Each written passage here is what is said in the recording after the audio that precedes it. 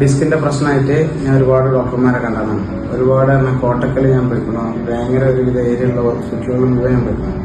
എന്നോട് ഞാൻ 2 പ്രാവശ്യം MRI എടുത്തുള്ളൂ. ഒരു 8-9 വർഷത്തോളമായി. 2009-10 ആ ലെവലിലാണ് എനിക്ക് സ്റ്റാർട്ടാകുന്നത്. നമ്മൾ വർക്ക് സംബന്ധമായിട്ടുള്ള ഇതിൽ അങ്ങനെ വന്നതാണ്. അപ്പോൾ 2 പ്രാവശ്യമായിട്ട് ഞാൻ MRI എടുത്തിരുന്നു. അങ്ങനെ MRI എടുത്തിട്ട് അതിൽ ഡിസ്ക് ബൾജാണെന്ന് പറഞ്ഞു. മരുന്ന് കുടിക്കും.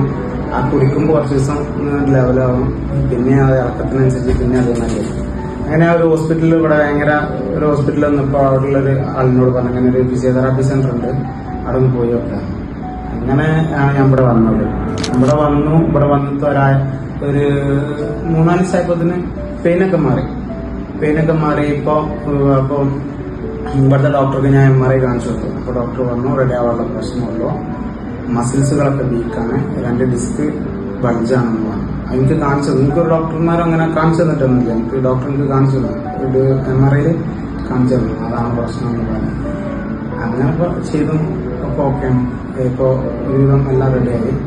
ഇതിന് എന്നോട് ബാക്കിയുള്ള മസിലുകളൊക്കെ കുറച്ച് വീക്കുണ്ട്, അപ്പം സ്ട്രെങ്ത് ആക്കണം. 21 ദിവസമാണ് എനിക്ക് പറഞ്ഞത്. അപ്പം ഞാനൊരു 10 ദിവസമായിട്ടുള്ളൂ.